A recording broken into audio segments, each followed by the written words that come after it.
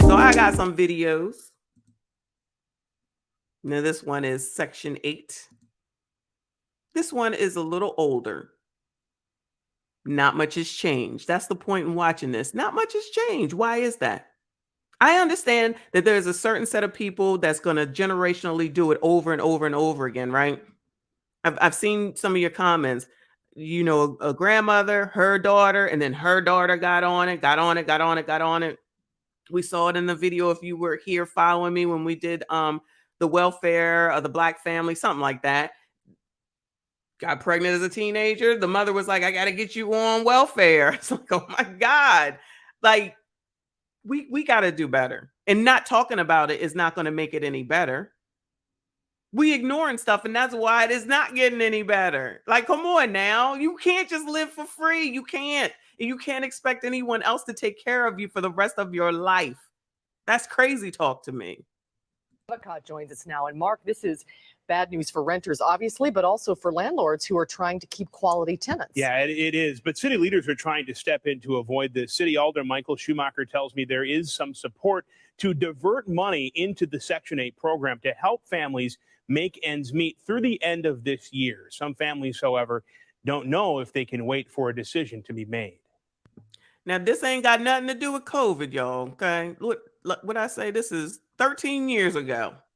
Ain't got nothing to do with COVID. I'm not sleeping. I'm having difficulty eating. Madison renter Carmen Ivanko honestly admits she has no idea what she will do. In 9 days, her Section 8 assistance will be cut in half, forcing the mother of 7 on a fixed income to come up with another $350 a month for her rent. First of all, I'm going to go ahead and I'm going to let $350 go because it was 13 years ago, child, okay? I'm going to let that go. But what I'm not going to do is let 7 kids go. What I'm not going to do is let 7 kids go. So I know I'm unempathetic, unsympathetic, and all you ghost listeners, you think what you want. But let me tell you what I do know. It just amazes me sometimes how we can figure out how to get 7 kids, but we can't figure out how to get a decent job to go ahead and take care of ourselves and our children. And then when you get to eviction, which I think is what the dude said, eviction don't happen overnight, y'all. Eviction does not happen overnight. I can attest. Okay.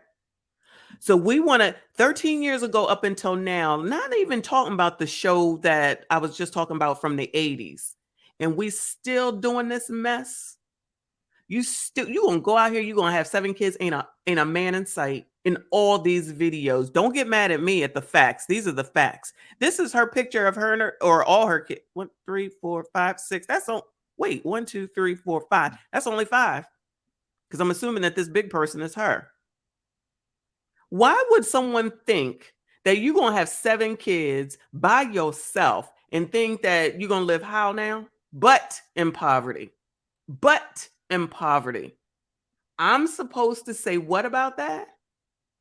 I'm supposed to feel how about that?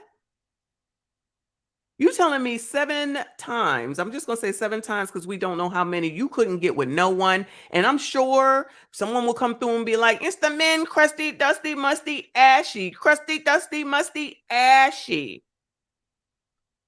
No accountability again? Again, this 13 years ago. Can't blame COVID for this. Now what? This the life that we choose to have? This is the life we choose to have. So I'm going to let you have it. Hey, look at this. But again, soon as something go wrong, you know how to call the daggone news media, don't you? I can't pay my other bills. You know, that pretty much I'll only be able to pay for rent and general family expenses, maybe gas. I haven't figured that out yet. A letter she got 2 weeks ago explains how federal dollars to Madison's Section 8 program are being cut. If it is impossible for you to pay your new rent amount, we encourage you to discuss this with your landlord. So then What would your landlord say? Well, if your landlord doesn't agree, you better give your notice to leave. We're losing about $576,000 from between August and the end of this year. Alderman Michael Schumacher hopes an ordinance will fill that $500,000 gap with funds from the city's Affordable Housing Trust Fund. It would be a temporary move through December to buy time for renters and landlords to make plans. I absolutely do not know what I'm going to do. I don't know where I'm going to go. I don't know where school starts in 5 weeks. Where am I? I absolutely don't know what I'm gonna do. I'm sorry. It don't sound like she's so concerned. Why the hell am I supposed to be concerned? I don't know. You got 7 kids. You should be very concerned. You should be very concerned. And this is the same old story from 13 years ago. From 13 years ago to now. The story ain't changed. I know it's not her fault. I know it's not her fault.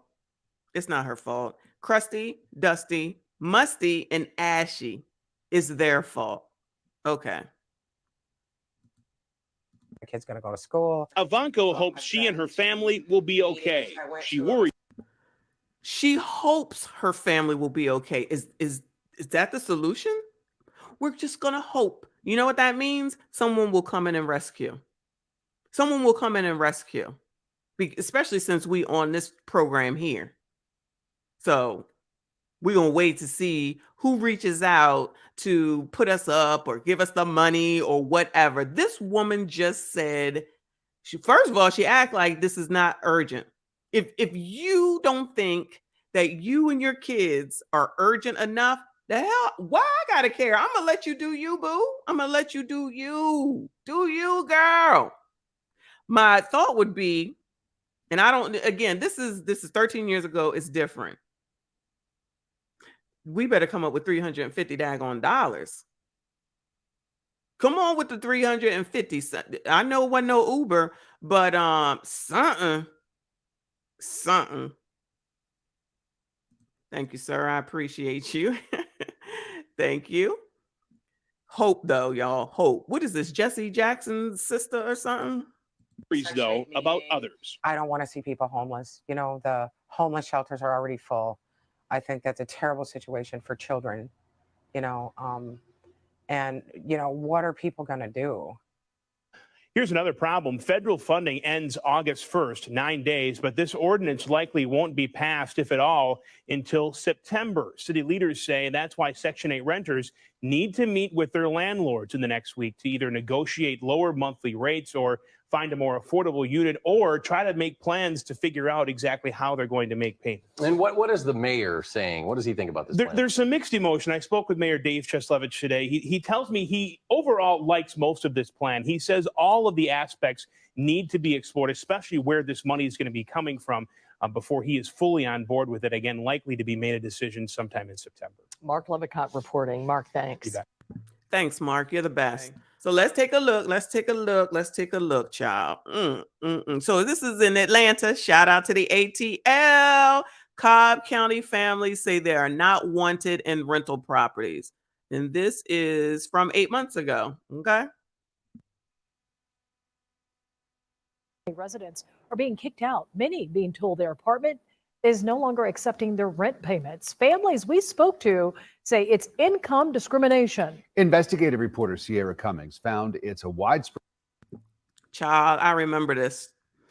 And as soon as I heard the word income discrimination, I said, we will try. Y'all, I swear I probably did this almost to the year ago. Income discrimination. I'm just as riled up as it was the first time. It's income discrimination. Oh, okay. Any old thing. Just toss shit on the wall. We'll see what sticks. I swear. Spread issue in Cobb County, forcing families into homelessness. Poor people are being pushed out of Cobb. Everything Susan Mealer loves had to be packed in the boxes behind her, including her husband. It was so disrespectful, that I had to put him in a box, and pack him away like he was nothing. This urn does not only hold his ashes, but her hope, at least what remains of it, after Azure Apartments posted this on Mealer's door. Basically, if you have the Section 8 voucher, we don't want it. A 60-day notice to leave. We will be terminating your current lease. Sue became homeless. It really does feel illegal because too many people are going through this. They're losing their homes. If you don't have a place to stay, then you're losing your job. It's not new. It's not new. Stop it. Listen. This is not new. She gonna sit up. She feels, just because she feels it doesn't make it true. She feels it. Shout out to Mona D. I see you. Thank you so much for being here. Appreciate you. Shout out to everyone in the chat. Thank you so much for being here. Please go ahead, like the stream if you have not. Get in there with the chat. She feels like it's income discrimination. She got the same 60-day note. You hear these stories, right? 60 days notice. Y'all keep hearing the 60 days, right? 60 days. 60-day notices. When you don't have a termed lease, meaning it says from April 1st, 2021 to April 1st or March 31st, 2022, that means you're month to month. So then that's when they can say 60 days. So if you're not out here getting year terms, then this is how it works. That's another tip for the ghost listeners, okay? So if you want to stay, you better go get yearly terms. If not, 60 days is the minimum. And then they're like, you're out of here. Y'all crazy. Your car. The grandmother says she regularly paid rent of roughly $700. The letter suggests she did not get the boot because of a lack of payment, instead because of the type of payment. We are not participating in the renewal of any MHA lease, also known as Marietta Housing Authority leases, the local division of the Federal Housing Program, or Section 8. Where are we going to go? About 10 minutes away, Mom Cynthia Johnson. It's not getting any better. It's getting worse. She relies on Section 8 too, but after 65 calls, she could not find an area apartment willing to accept it. I was on the verge of having a stroke because I've never had to experience this in my life. She's on the verge of having a stroke because she never experienced this in her life. All right. I understand that you may not have experienced it in your life. And when I say one, depending on the government, you are at the mercy of them. In that last story we just looked at, the guy said the mayor is looking into it. It didn't seem like the mayor was probably not at the top of the mayor's list of things to be worried about. It's never, damn, I should have thought better. I should have had a plan. I should have bought a house. I should have got my crap together while I was able to pay such a low amount, make some money, save some money, look into a program. Because supposedly, another tip for y'all, you can buy a house if you're on Section 8. It's another program that they offer to get you up off the dole. Now, ain't nobody going to push it. So you trying to tell me that this is best? You trying to tell me that this is a way of life that people should be living? Won't look into anything? Won't ask no questions? Won't try to find nothing out? No, it's all good, sis. It's all good. I'm doing good. I got it going on. We're not accepting Section 8 anymore. Oh my God! Oh my God! Interesting how that changes. I thought you had it going on. What happened? What happened? Across the U.S., families can seek assistance to help pay for their rent. But what good is the program if landlords refuse to accept it? Listen, I do get offended. I do, because I hear this as a person who's done landlording in the past, okay? Nobody has any respect for a landlord. You know when they have respect for us? When they want to get in. Then they nice as pie. I do it. I give you everything. It's all good. Not a problem. I got you. I'm going to give you this. I'm going to do that. I'm going to keep it clean. I'm going to keep it straight. You don't have a problem with me. You don't have a problem with me. You won't have a problem with me. Then they get in. Dr. Jekyll, Mr. Hyde. That's it. And now it all changes. Boyfriend come in from who knows where. Couple kids. Then it's 15 people in the damn house, even though the lease says 3. good is the program if there's no penalty for refusing to accept it? Mealer and Johnson's stories are no mere coincidence. Instead, it's part of a pattern we uncovered in Marietta. We went undercover and we were turned away 17 times. This is a legal form of discrimination, at least in Marietta and all of Cobb County, says Georgia State University law professor Courtney Anderson. If you want to kind of market your property in a certain way, you might not want to be seen as an affordable housing property, an ongoing bias about stigmatizing. And so it really complicates the safety net that's meant to put in place to protect everyone in society. Not everybody who gets Section 8 is a bad tenant. Being kicked out like Mealer, being turned away like Johnson, it's illegal in the city of Atlanta, the only metro local government to have housing legislation against source of income discrimination, a law Marietta tenants have repeatedly begged for in Cobb County for the past year. Imagine one day someone knocks on your door and puts you and your kids outside with no fault of your own. You have nowhere to go. Imagine you live somewhere and then all of a sudden someone says you gotta go. I can't. How long is long enough? Well, now at 5:30, fighting for their rights. More than 200 people being forced out of their homes. And today, those renters came together in protest of what they are calling unjust evictions. CBS 46's Don Shipman is live indicator right outside the DeKalb County government building where those renters took to the streets today. And Don, you've learned about an organization that can actually help them. I did. Now, these renters say that they're going to be homeless unless the county can step in to help them out. That's why they came here to this government building. But today I learned about a nonprofit organization that can actually help them out. They're called the Housing Justice League. They help renters who say that they're being wrongfully evicted from their homes. So he had to come and tell them about, oh, look, there's a man. You got a crutch though, but there's a man. But this reporter guy had to come in and tell them about this program to the rescue, right? I can't do it, y'all. I can't do it. I can't do it. I can't do it. Listen.